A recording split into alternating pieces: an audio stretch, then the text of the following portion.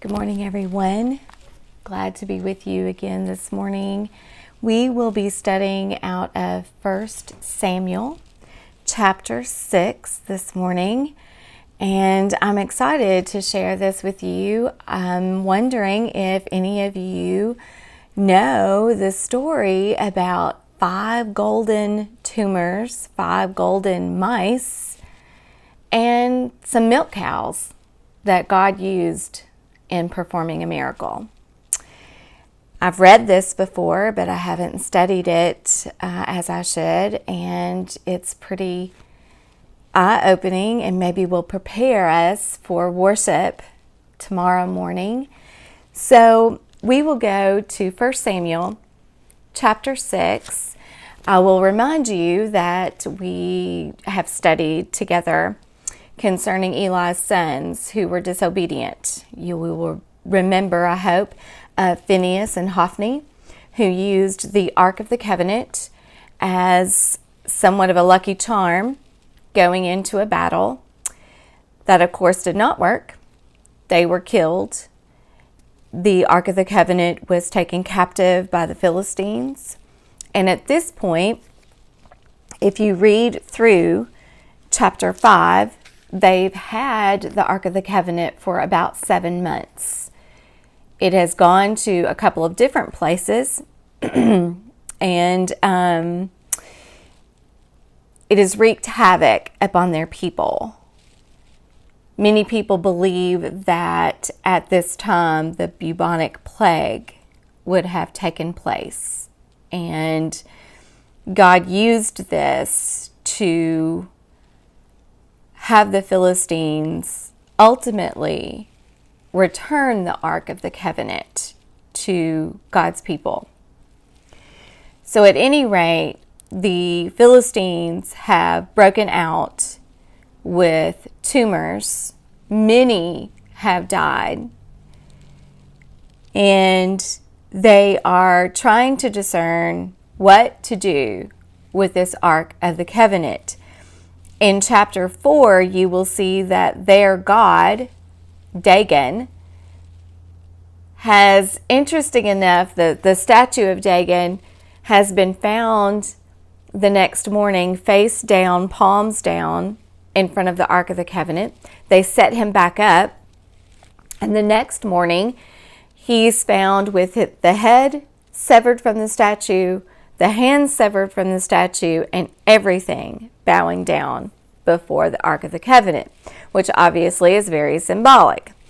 And so there's all of this supernatural stuff going on, and plagues, and the Philistines don't really want to admit that it's God.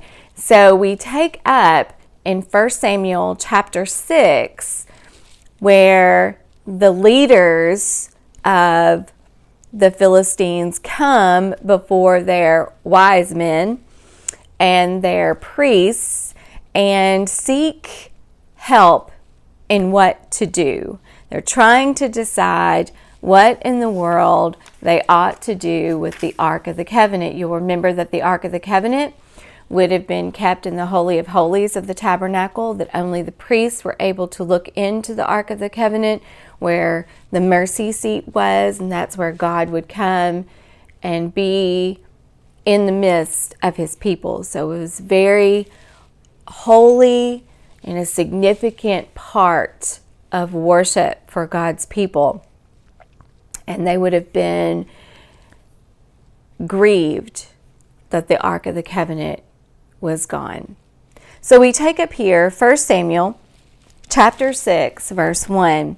Now the ark of the Lord had been in the country of the Philistines 7 months.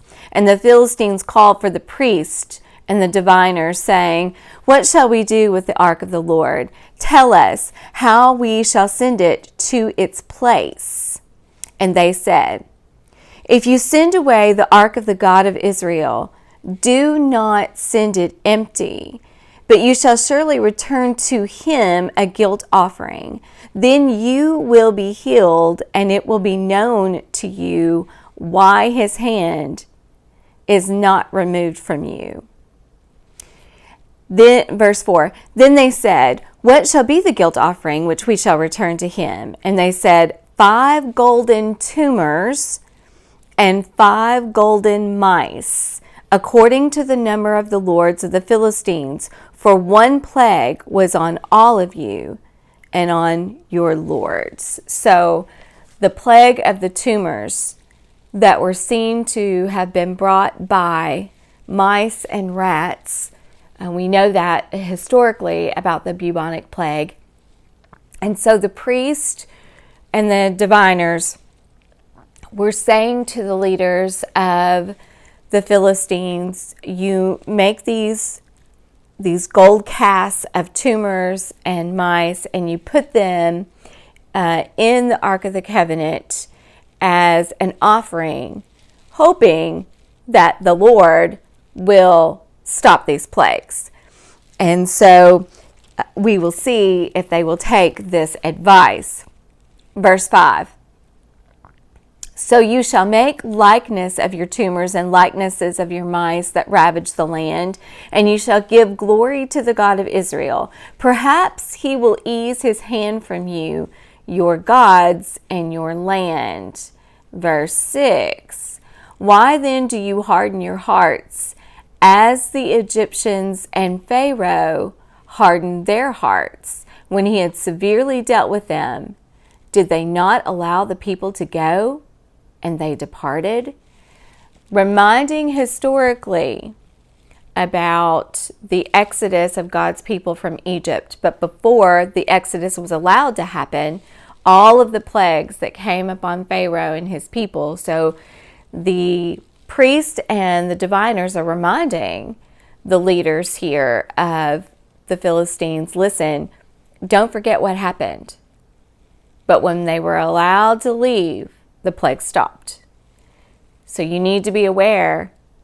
Let this ark go back to the people and see if the plagues stop. Maybe the Lord will relent what he has caused to happen so far.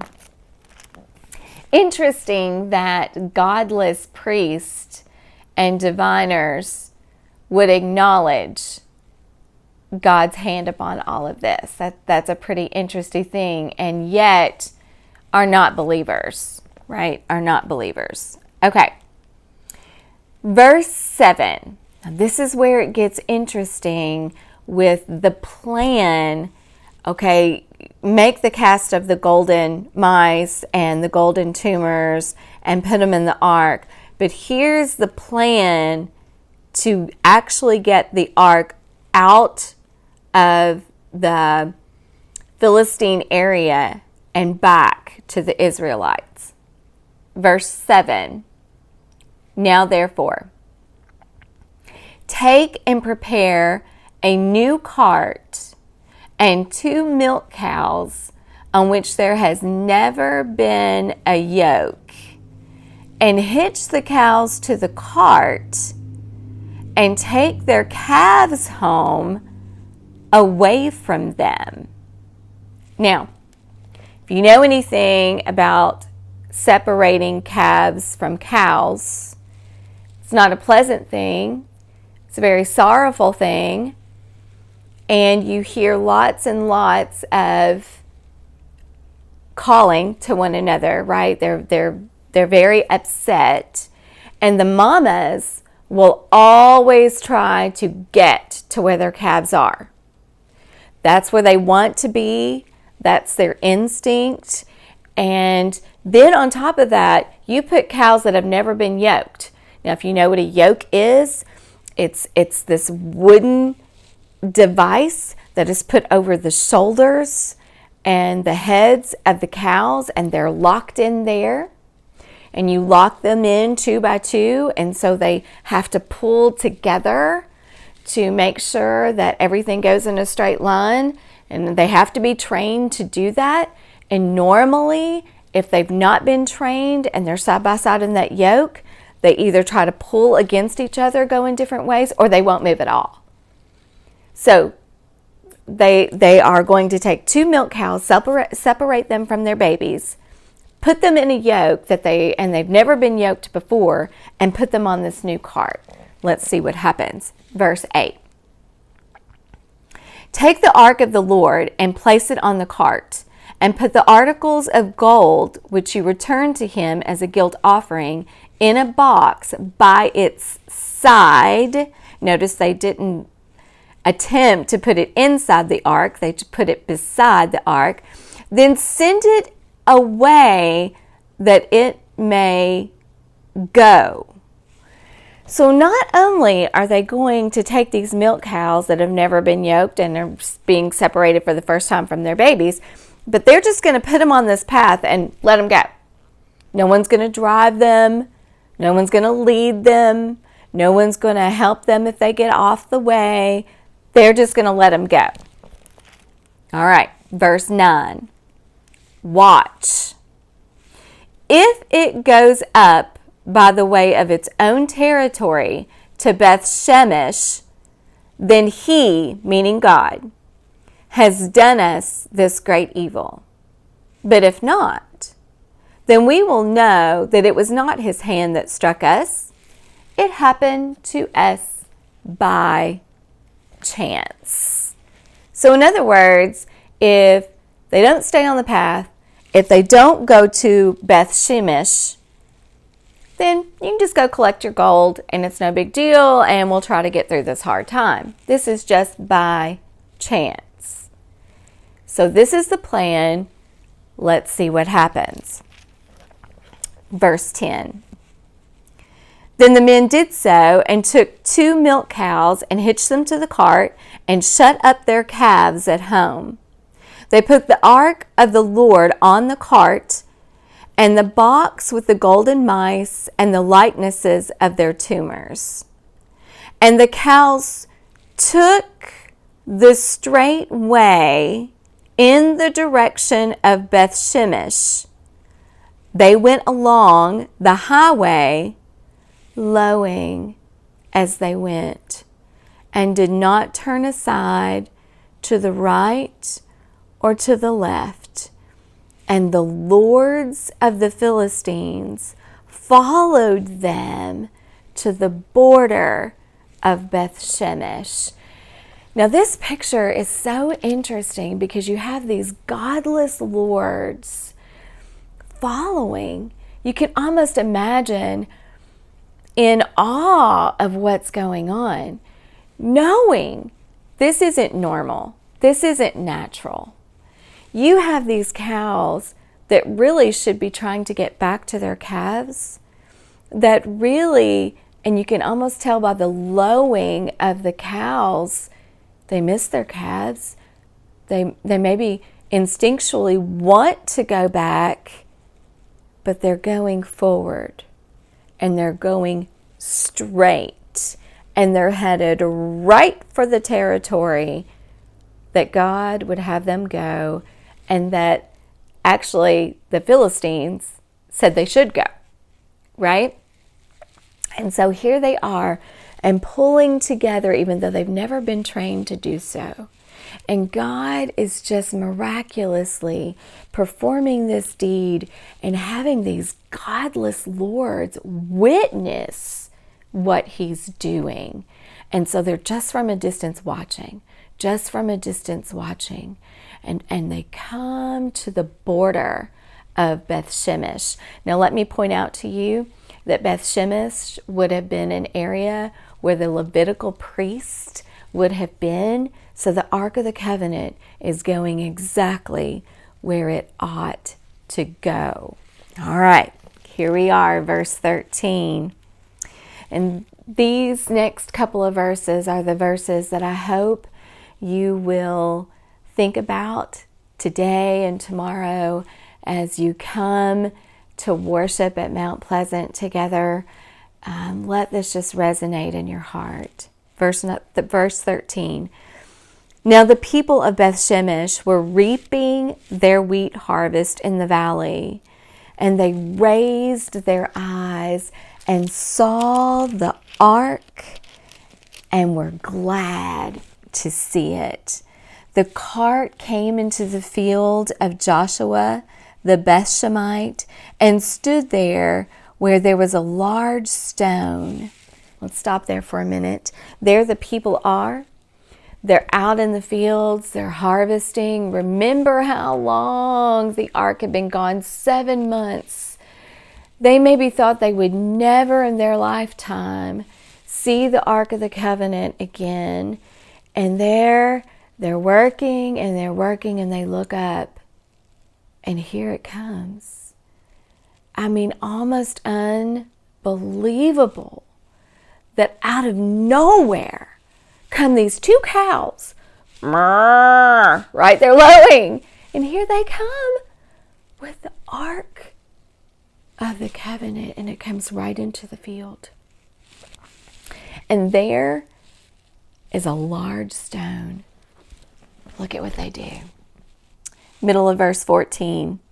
And they split the wood of the cart and offered the cows as a burnt offering to the Lord. They just had their own little worship service right there. And remember, being Levites, they could do that. They were allowed to do that.